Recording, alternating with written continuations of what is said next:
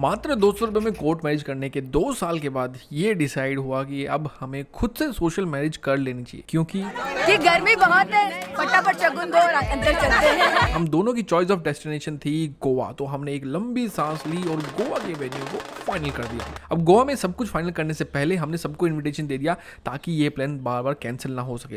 अब गोवा तो फाइनल कर दिया था, बट वहाँ तक सारे कपड़े लेकर जाना, वेन्यू हमें ही करने थे। गोवा से 2300 किलोमीटर दूर यहाँ पर इवेंट मैनेजर को ढूंढ रहे थे, बट कोई हमारे बजट में मिल नहीं रहा था। इसी बीच में हमने अपने कपड़े बनवाना स्टार्ट कर दिया, क्योंकि उसमें लंबा टाइम लगता है। सबसे पहले बारी थी दुल्हन की, तो रितु ने ड्यूटी की टाइमिंग के साथ मैच करके बीच बीच में छोटे छोटे ब्रेक मिलते थे, उस टाइम पे शॉप्स पे जाना स्टार्ट किया और ड्रेस बनवाने लग गए। सबसे पहले हमने लहंगा देखना स्टार्ट किया। मुझे लगा था कि हफ्ते लग जाएंगे, बट ऐसा नहीं हुआ। कई सारे लहंगे ट्राई करने के बाद एक लहंगा फाइनलाइज्ड हो गया, जो कि एक चौंकाने वाली बात थी, और उसको लेकर हम घर आ गए। पर घर पे आने के बाद पता चला कि दुल्हन के दोस्तों ने लहंगे को रिजेक्ट कर दिया।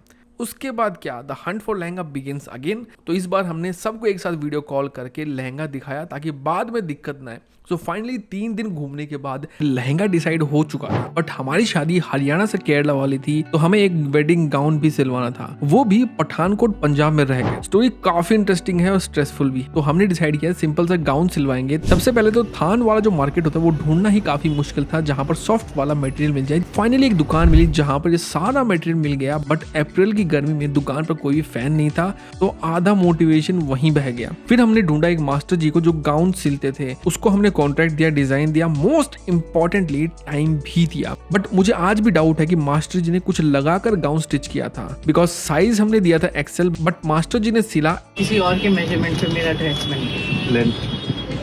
इतना गुस्सा आया कि क्या बताऊं। अब टाइम भी कम था और मटेरियल भी नहीं था। फिर से हमने एक और शॉप ढूंढी और वहां पर हमने डिजाइन पूरा चेंज कर दिया। इसके बाद हमने फिंगर को क्रॉस किया, क्योंकि गाउन की डिलीवरी उस दिन थी जब हम निकलने वाले थे गोवा के लिए। कहते हैं ना, जिस चीज को शिद्दत से चाहो पूरी कायनात तुम्हें उसे मिलाने में लग जाती है। ऐसा ही हमारे साथ हुआ। अब ड्रेसेस का हिसाब तो चल ही रहा था, बट हमने अभी तक वेन्यू एंड इवेंट को डिसाइड नहीं किया था, एंड टेंशन बहुत बढ़ रही थी बिकॉज डेट पास आ रही थी। सबसे पहले हमने गेस्ट लिस्ट को फाइनल की, कितने लोग आएंगे एंड किस डेट को आएंगे, बिकॉज एवरी वेन्यू वाली यही पूछ रहे थे कितने लोग आने वाले हैं। दोनों की साइड से 50 लोग बने और मेरा प्लान था कि बीच वेडिंग करेंगे। अब मुझे एक बात नहीं पता थी, बीच वेडिंग के लिए विलेज पंचायत को लगभग 1 लाख रुपए परमिशन फीस देनी पड़ती है। जितने भी बीच साइड रिजॉर्ट थे, they were all asking for minimum 100 guest. तो बीच वेडिंग तो हमें कैंसिल करनी पड़ गई। बट एक अच्छी बात हुई कि एक रिजॉर्ट ओनर ने हमारा एक number stylised wedding event manager के साथ शेयर कर दिया। अब स्टाइलाइज्ड वेडिंग के साथ बात करके लगा कि यार जो हमने प्लान किया था अब वो हो सकता है, बट अभी भी हमें वेन्यू नहीं मिला। सो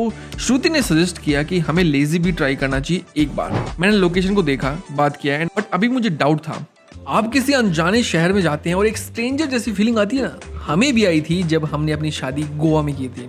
अब स्ट्रेंजर की बात आई थी तो वेन्यू तो अभी तक थियोरेटिकली मैंने सेलेक्ट कर दिया था, बट मन में अभी भी डर था कि कैसा होगा, जैसा हमने सोचा था वैसा होगा कि नहीं। सो उसको फाइनल करने के लिए हमें गोवा जाना पड़ा with all of our luggage, वो भी 10 दिन पहले। तो गोवा हम लोग पहुंच गए रात को और रिजॉर्ट में कुछ दिखाई ही नहीं दिया कि कैसा रिजॉर्ट है।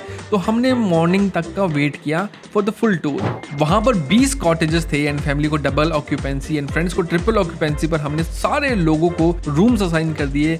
अब दूल्हा दुल्हन तो पहुंच गए गोवा, लेकिन दूल्हे ने क्या डिसाइड किया पहनना, इसके लिए उसकी साइड भी जरा सुन लीजिए। और अब गोवा का नाम सुनकर किसके मुंह में पानी नहीं आता है, हमारे भी आया था। और आए भी क्यों नहीं, हमारी शादी जो प्लान थी गोवा में, हम भी एक्साइटेड थे गोवा के लिए और पैकिंग भी जबरदस्त की थी गोवा की, बिकॉज शादी का सारा सामान लेकर जाना था। तो अमृतसर की अर्ली मॉर्निंग ट्रेन पकड़ने के लिए हम लोग चल पड़े रात को टैक्सी में, और टैक्सी में रखा सामान देखकर लगा था बुरे फुसे, बिकॉज सामान ट्रेन में नहीं आएगा, आ भी गया तो को पैसेंजर पंगा करेंगे। वही हुआ, गाड़ी में जैसे ही चढ़े वहां पर को पैसेंजर्स का सामान पहले ही रखा हुआ था और सब ने गुस्सा करना स्टार्ट कर दिया। सबका गुस्सा शांत करके हमने अपना सामान सेट किया और इधर उधर हम भी सेट हो गए। एक इंटरेस्टिंग अंकल हमें भी मिले जो पूरी ट्रेन में हमें बताते रहे कि सूडान इंडिया से अच्छा है। तो मैं तो साइड में हो गया, अंकल को जो मिला उसी के साथ हो लिया। नजारे देखते हुए, ट्रेन के स्पेशल स्नैक्स का मजा लेते हुए, गर्मी के मौसम का मजा लेते हुए हम पहुंच गए Goa and then adventure begins. शादी में दूल्हे कपड़े डिसाइड करना सबसे आसान होता है। दुकान में जाओ, कपड़े मिल गए। मुझे भी ऐसा ही लगता था, पर ऐसा नहीं हुआ।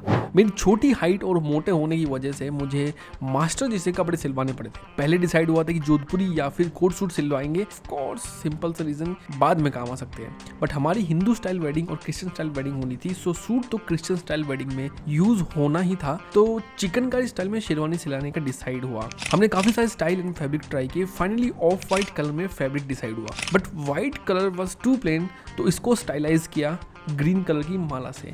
मैंने हमेशा सोचा था कि कभी पगड़ी रेडीमेड नहीं पहनूंगा, बल्कि इसको किसी से बंधवाएंगे तभी एकदम फिट आएगी, बट इसमें एक प्रॉब्लम थी, गोवा में पगड़ी कौन बांधेगा। दूल्हे की शेरवानी का कलर डिसाइड करके और पगड़ी गोवा में बंधवाने के सपने को लेके हम नेक्स्ट ड्रेस को डिसाइड करने में लग गए, जो था मेरा क्रिश्चियन वेडिंग का सूट। स्टार्टिंग में मैंने एक प्लेन कलर ट्राई किया ताकि ब्राइड के गाउन के साथ मैच कर जाए, बट बाद में मुझे लगा कि मेरी पर्सनैलिटी के साथ मैच करता हुआ सूट होना चाहिए, तो हमने डिसाइड किया green pattern colour suit with black pant and white shirt with बो। कॉम्बिनेशन ऐसा होगा कि रितु का व्हाइट फ्लेयर्ड गाउन होगा और मेरा ग्रीन कलर सूट होगा, जो एक्सीडेंटली ब्राइड मेड्स के साथ मैच कर रहा था। अब बारी थी शूज की, बिकॉज फॉर्मल शूज मुझे आसानी से नहीं आते, बिकॉज मेरा फीट थोड़ा ब्रॉड साइज है। तो मैंने अपने जूतों को कस्टमाइज बनवाया अपने पैरों के साइज के अकॉर्डिंग एक शू मेकर से, और वो काफी ज्यादा कंफर्टेबल थे लॉन्ग स्टैंडिंग के लिए। बहुत हो गई बातें, now let's get the wedding started. शादी करने के लिए हम गोवा पहुंच गए सारे सामान के साथ, पूरा डेकोरेशन भी हो गया इवेंट मैनेजर को साथ में लेके। अब बारी थी इवेंट को एंजॉय करने की। डे 1 मॉर्निंग को इवेंट था, हल्दी की सेरेमनी थी,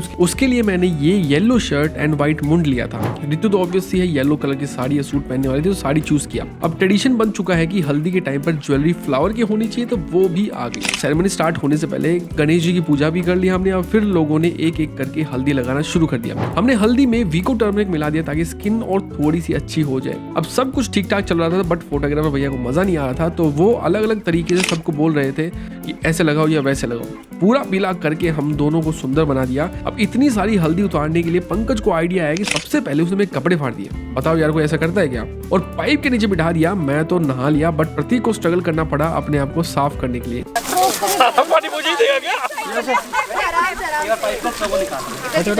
रुक जा, ये निकाल दे। शादी के फर्स्ट डे में हल्दी तो हमने लगवा ली थी, अब थी बारी मेहंदी की। कोई मेहंदी लगवाई ना लगवाए, सबसे पहले मेहंदी मैंने खुद लगाई ताकि मैं फ्री हो जाऊं, फिर खुद खूब डांस करूं।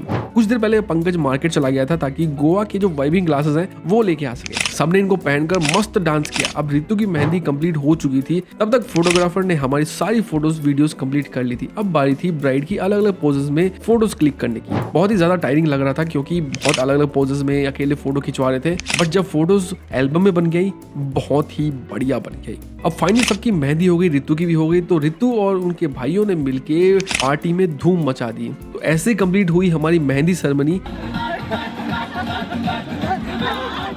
सुबह उठकर देखा तो शादी का मंडप लग चुका था, और वो भी आधे स्विमिंग पूल में था। मेरी एक फरमाइश में से एक फरमाइश ये भी थी, और वो भी पूरी हो गई। रितु को तैयार होने में टाइम लगना था, तो वो सुबह से तैयार होने में लग गई थी, बट मैं आराम से पहले हेयर कटिंग करवाने गया, फिर अपनी शेरवानी पहनी और पगड़ी बंधवाने के लिए बैठ गया। पहले तो भाई ने बहुत जोर से पगड़ी बांधी और बोला थोड़ा टाइम रुक जाओ, ढीली हो जाएगी। उसके बाद मैं तैयार होकर बारात को लाने चल पड़ा। शादी छोटी थी तो हमने ढोलकी पे ही डांस किया। मेरे और रितु के दोस्त कॉमन फ्रेंड्स थे, तो पहले वो बारात में नाचे, उसके बाद जब दुल्हन की एंट्री हुई साथ में आए।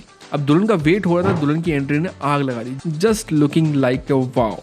साथ में मेरी शेरवानी की लुक भी चेक कर लीजिए, हम भी किसी से कम नहीं लग रहे थे। गर्मी बड़ी थी, लेकिन एक्साइटमेंट में कुछ पता ही नहीं चला कि गर्मी कहाँ चलेगी, पर बीच बीच में नींबू पानी की सप्लाई आ रही थी। और बकेट लिस्ट में से एक चीज और टिक हो गई कि दिन की शादी होनी चाहिए और फूल बरसते हुए फेरे होनी चाहिए। अब था फाइनल डे, यानी कि क्रिश्चियन वेडिंग। हिंदू वेडिंग के बाद तो मैं तो जाके सो गया था, बट रितु नेक्स्ट वेडिंग की तैयारी में लग गई थी। अब ये वेस्टर्न स्टाइल थीम वेडिंग थी, तो मुझे तैयार होने में ज्यादा टाइम नहीं लगा। जब रितु तैयार हो गई, तब सबसे पहले हमने फोटोशूट कराया ताकि बाद में लाइट्स का पंगा ना हो और मेकअप खराब ना हो। उसके बाद वेडिंग स्टार्ट हुई। हम दोनों ने बहुत ही बढ़िया एंट्री की। हमारे पीछे ब्राइड्समेड थे। जैसा मैंने सीरीज के फर्स्ट वीडियो में बताया था कि मेरा सूट का कलर एक्सीडेंटली ब्राइड्समेड के कलर के साथ मैच कर रहा था, तो ये ऐसा कलर था। Very warm, super humid, windy. Welcome to such a beautiful place. मैं भी एक्साइटेड था, रितु भी एक्साइटेड, सभी लोग एक्साइटेड थे कि वेडिंग का लास्ट पार्ट अभी कंप्लीट होने वाला है और हम दोनों को ऑफिशियली हस्बैंड वाइफ डिक्लेयर कर दिया जाएगा। मैंने और रितु ने अपनी लव स्टोरी शेयर की सबके साथ, बट जैसे कि मैंने आपको बताया था कि मेरे और रितु के दोस्त कॉमन फ्रेंड्स थे, तो हमारी लव स्टोरी को कंप्लीट होते देख के